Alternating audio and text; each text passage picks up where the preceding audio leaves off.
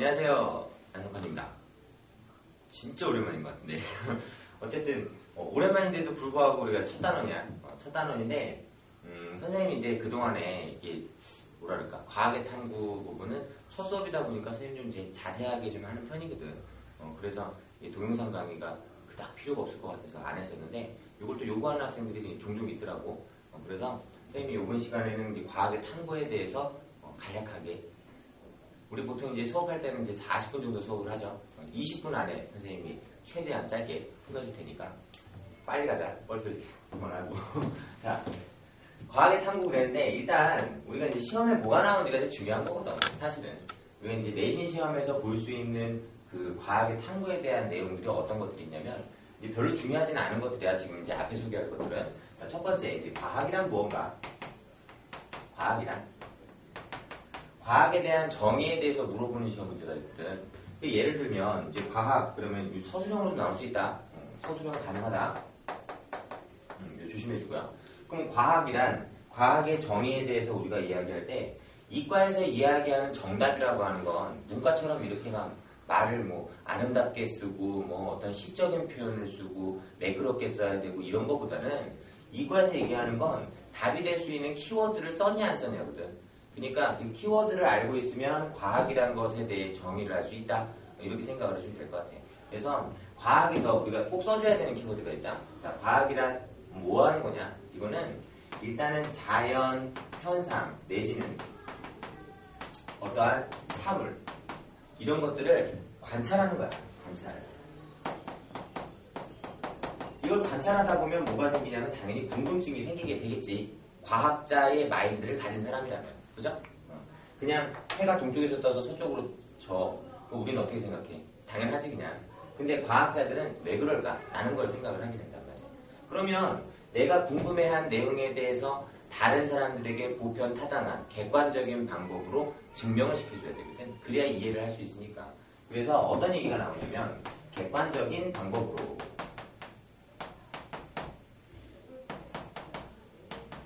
실험을 설계하고 그리고 수행해서 증명해서 결론을 내는 그런 과정이 있죠. 그런 걸 우리가 좀 간단하게 탐구한다. 이렇게 탐구. 그럼 무슨 얘기야? 키워드라고 하는 것은 이거거든. 뭐에 대한 관찰, 뭐에 대한 탐구, 어떠한 방법으로의 탐구 이런 얘기야. 그래서 요거 두 가지를 꼭 써줘야 된다. 자, 두 번째로 가자. 두 번째. 그러면 과학자란 뭐 하는 사람이냐?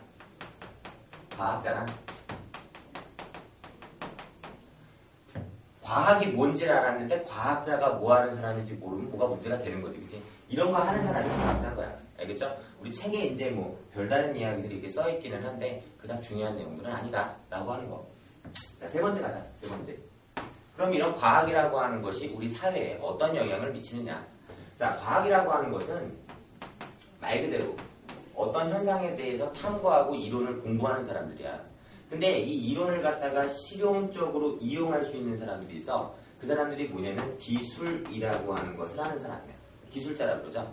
그럼 기술자라고 하는 사람들은 뭐 하는 애들이냐면 스스로 연구를 하는 경우도 있지만 그렇기보다는 연구해놓은 내용을 이용하여 실생활에 필요한 물건을 만들어낸다. 다시 얘기하면 발명가지, 발명가. 그치?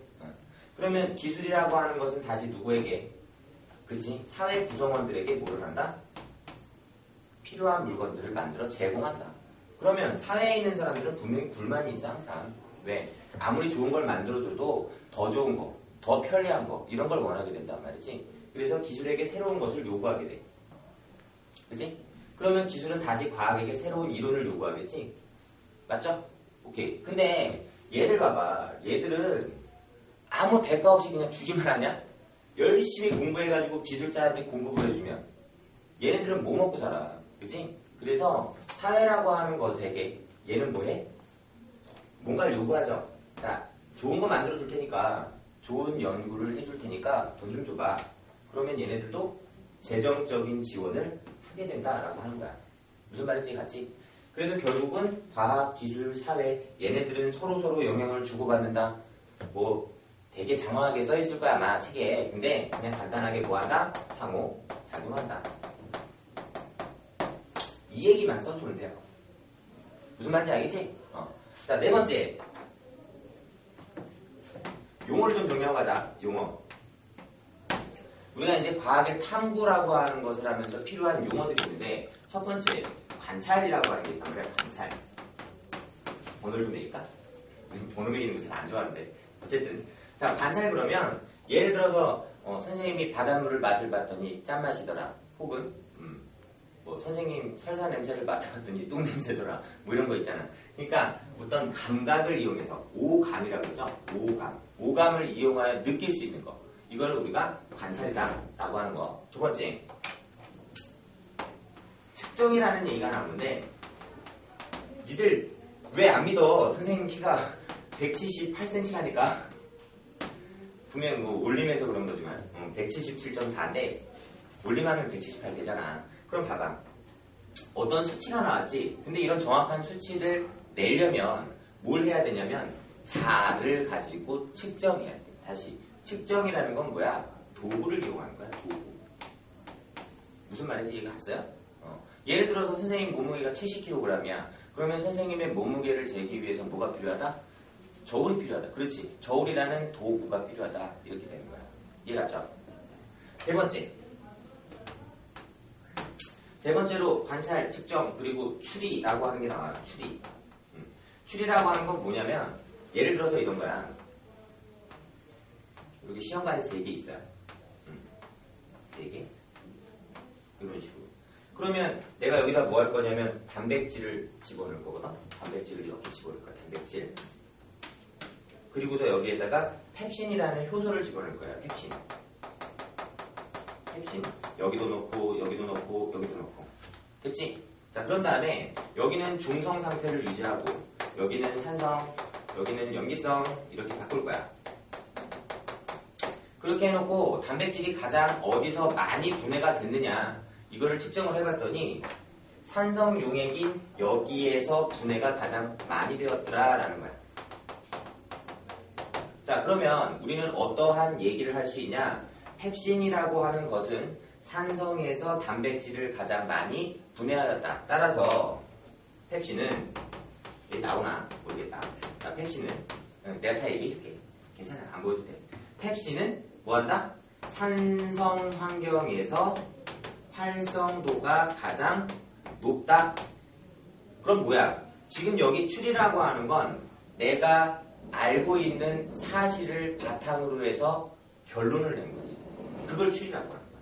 무슨 말인지 알겠죠? 반면에 니네들이 제일 많이 헷갈리는 게 뭐냐면 자 오른쪽으로 가면 선생님이 떨어져.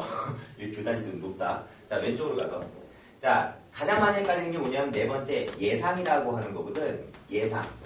무슨 말인지 알겠죠? 그러면 여기에서 방금 했던 얘기를 그대로 잡히죠?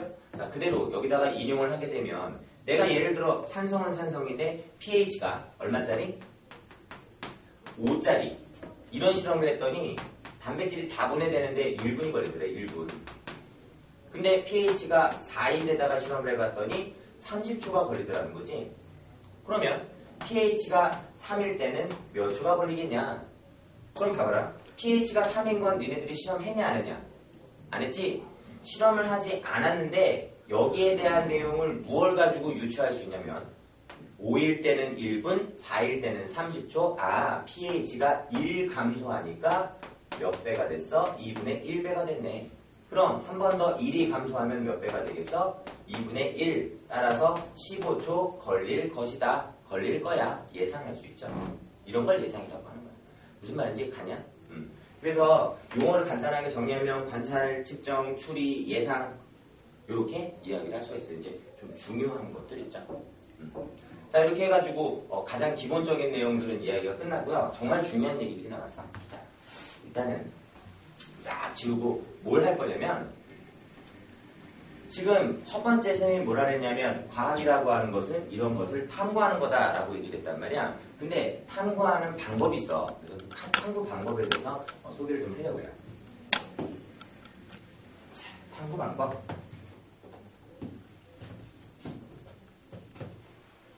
손으로 주는 게 좋겠대. 자, 과학의 탐구 방법.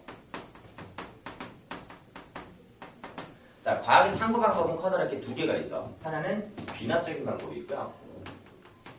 자, 그리고 또 하나는 연역적 방법이 있다. 귀납적 방법과 연역적 방법의 가장 큰 차이점은 뭐냐면 일단은 가설을 설정하는 단계가 얘들은 없고요. 얘들은 있어요. 이게 제일 중요한 거예요. 일단 구분하는 거예요. 됐죠? 자, 그러면 이 귀납적 방법이라고 하는 게 왜 가설이라는 것을 설정하지 않느냐? 자, 가설이라고 하는 건 간단하게 다시 표현하면 뭐라고 얘기할 수 있냐면 잠정적인 결론이다. 그렇지. 어김없어. 옛날이나 지금이나 선생님이 강의 찍으면 무조건 종이 쳐요. 신경 쓰지 말고. 잠정적인 결론이라고 하는 건 뭐냐면 아직은 밝혀지지 않은 사실이야. 그렇지만 나는 그렇게 생각해. 무슨 말인지 알겠지? 내 생각엔 그래. 근데 다른 사람들의 생각도 그런가? 그건 아니란 말이지. 그러면 다른 사람들의 생각도 똑같이 만들어주려면 이게 사실이라는 걸 보여줘야 돼. 증명해줘야지. 그러면 사실이 밝혀지기 이전에 내가 내린 가짜 결론이라는 얘기야. 됐지? 그런데 내가 내린 가짜 결론이라고 하는 것이 얘는 없대. 왜 없냐? 이걸 한번 생각해봐야지. 왜 없을까? 그렇지. 가설을 설정했으면 증명을 해줘야 된다 그랬죠? 근데 이거는 증명할 수 있는 것들이 아니야. 무슨 말인지 알겠지? 자, 쉽게 예를 들어봅시다. 예를 들어서 옛날에 살고 있던 공룡이라는 것도 있잖아. 공룡.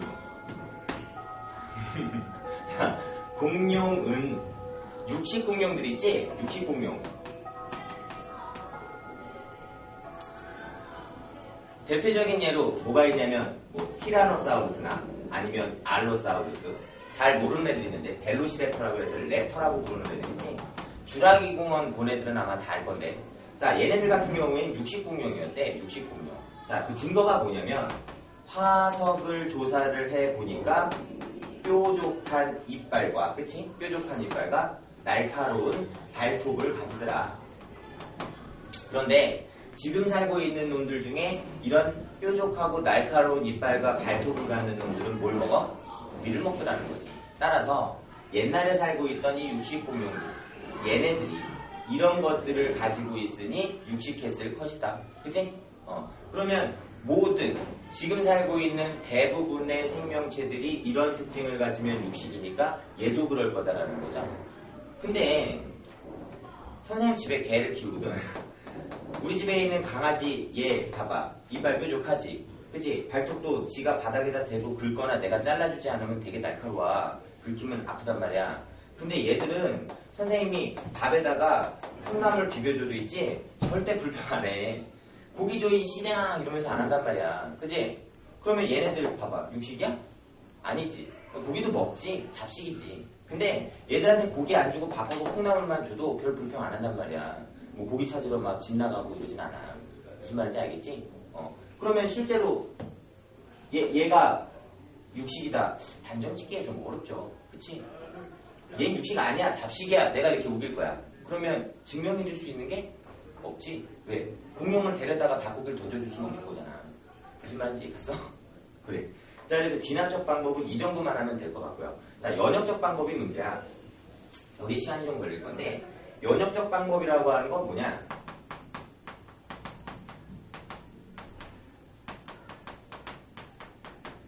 연역적 탐구 방법이죠. 자, 연역적 탐구 방법이라고 하는 건 일단은 모든 과학이라고 하는 것의 시작은 관찰로부터 시작해요. 관찰로부터 시작을 해서 관찰하게 되면 의문점이 생긴다고 분명히 얘기를 했죠. 그치?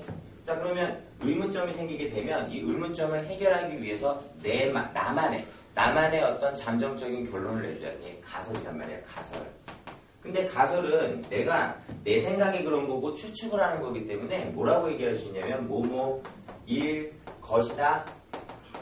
이렇게 추측성 발언을 할 수가 있어. 그러면 시험 문제에 자주 나오는 게 이 연역적 탐구 방법의 순서를 올바르게 배치하세요. 이런 문제들이 나오거든. 그러면 가설이라고 하는 것은 어떤 키워드로 찾을 수 있다? 그렇지. 것이다. 그죠? 자, 이런 걸로 찾을 수 있다라는 거죠. 그럼 가설을 세웠으면 뭐 해야 돼? 궁금한 게 생겼으니까 증명을 해야 되잖아. 뭐뭐 할 것이다. 그러면 만약에 나는 잘생겼을 것이다. 좀 얘가 그런가? 사회 선생님이 지금 묻잖아. 그러면 사회 선생님한테 증명을 시켜줘야 사회 선생님이 고개를 끄덕끄덕 해주겠지. 그지? 그럼 증명하기 위해서 내가 설계라고 하는 걸 해야 돼. 실험을 설계해야 된다고. 근데 과학에서는 이런 실험들을 통틀어 뭐라고 한다고? 탐구라고 한다고. 그럼 탐구를 설계하고 뭐 해야 돼? 수행해줘야지. 자, 탐구를 설계하고 수행을 했으면 뭐가 나오겠어? 그치? 결과가 나오겠지. 그러면 결과에 대한 뭐 해야 돼? 분석을 해줘야지. 그치? 자, 결과를 분석하고 나면 가설과 대조를 해본다. 가설과 대조를 했을 때 만약에 여기에서 나온 이 결과가 가설과 일치한다면, 오케이? 일치한다면 바로 어디로 가주면 돼? 그렇지. 결론 도출로 가주면 돼. 그럼 여기에서는 어떤 말을 사용을 해야 되냐면 가설이라는 건 과학 선생님은 잘생겼을 것이다 였는데, 그치? 자, 이제 만약에 이 결과가 사실로 드러났어. 그럼 진짜란 말이야. 진짜 난 잘생긴 거야. 그러면 과학 선생님은 잘생겼다로 가야지. 그치? 잘생겼다. 이해 갔죠? 그래서 무엇이다 라고 단정적인 멘트가 나와줘야 돼요. 무슨 말인지 이해 갔죠? 자, 이렇게 해가지고 우리가 결론 도출까지 이렇게 냈어요. 그러면 연역적 탐구 방법이 끝난 거고 이게 이론으로 자리를 잡을 수 있게 되는 거예요. 무슨 말인지 이해 갔어요? 사실은 연역적 방법에서 이 탐구 과정에 대해서 우리가 좀 더 살펴봐야 돼. 근데 선생님 생각에 이 탐구 과정에서 견인 통제라는 걸 해야 되는데 종 진짜 많이 친다 오늘. 왜 이러니? 그동안 선생님이 강의를 안 찍어서 그런가 봐. 그동안 칠 종이 오늘 다 치나 봐. 하여튼 연역적 탐구 방법에서 필요한 견인 통제라고 하는 거, 어떻게 보면 과학의 탐구에서 이 부분이 제일 중요한 부분이기 때문에 지금 시간이 좀 됐어요. 그래서 따로 떨어뜨려가지고 견인 통제 부분만 선생님이 다시 한번 연역적 탐구 방법에 이어서 이야기를 좀 해줄게요. 자, 고생 많이 하셨고요. 이 부분이 별로 필요 없는 학생들은 그냥 스킵하고 넘어가셔도 돼요. 견인 통제만 좀 정확하게 자세하게 공부를 좀 해주세요. 자, 수고하셨습니다. 저는 안성환이었습니다.